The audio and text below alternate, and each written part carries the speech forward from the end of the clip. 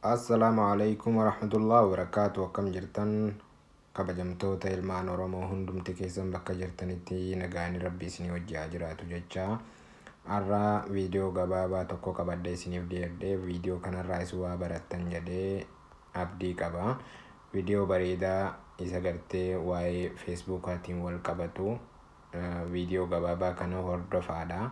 Keessattuu warri akkaataa gartee Feesbuukaa ittiin fayyadamuu afaan Oromootiin itti fayyadamuu hin dandeenye akka irraa barattan abdii guddaa qaba.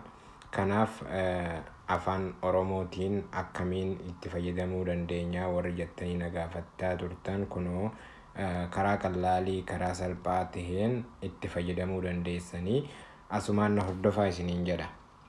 Itti aansuudhaan gama gartee fuula Feesbuukaa keenyaa hin seennaa. Gama fuula Feesbuukaa keenyaa yeroo seenne irratti iddoo gama mirgaa jiru kana iddoo kanarratti yeroo takkaaf hin dhoyinaa. San booda yeroo achirratti dhoyinu seetingii isaa hin seennaa jechuu seetingii hin seennaa kun akkuma argitan kana. San booda waan salphaa ta'e akka salphaatti itti fayyadamuu dandeessan jedhee yaada. Kuni waan nama dhibuu miti. Isinummaan sirriitti nu hordofaadha. Isa lamadarra jiru kana translation kan jedhu kanarratti yeroo takkaaf yoo dhoyinu an duraanuu afaan Oromootiin fayyadamaa waan tureef Oromoo jedha kunoo jala kanatti isa tokkoffaarra jiru irratti jechuudha. Mee fakkeenyaaf afaan biraatirra godhadhee iddoo kana afaan biraatirra godhadhee isin garsiisa. Fakkeenyaaf amma Arabiffaa godhadhu afaan Amaariffaan godhadhu. Arabiffaan irratti dhabu san booda irra ol deebi akkuma argitan kana Arabik yaa bakka kanatti jechuudha. Ani garuu afaan kiyyaan waan hin fayyadamuu fedhuuf afaan kiyyatti irra deeffadhaa jechuudha.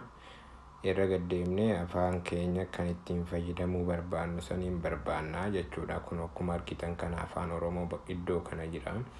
Yeroo takkaaf irratti dhoyneef duuba ol deebinee seef godhannaa jechuudha. Seef goona.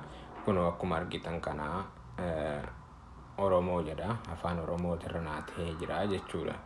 Hayyeeme irraa gama fuula Feesbuukaa keenyaa deebinee afaanuma tokko kanuma argine wanna godhannaa jechuume translation gooname kanuma irratti. Viidiyoo bareedaa ta'edha. Garuu dhibbarraa dhibbatti illee dhumatuu baatu waan bareedaadha nama gargaara jedhee yaada. Akkuma argitan kana afaan Ingiliffaatiin kafa barreeffamee ture kana afaan Oromootti jala kanarratti nuuf deebisee jira jechuudha. Kana fakkaata viidiyoon keenya kanarraa hanga kan lamadaatiin walitti deebinutti nagaan nu turaa isiniin jenna. Galatoomaa share like subscribe nuuf godhaa isin jaalannaa. Assalaamu alaikum warahmatullahi wabarakatuh.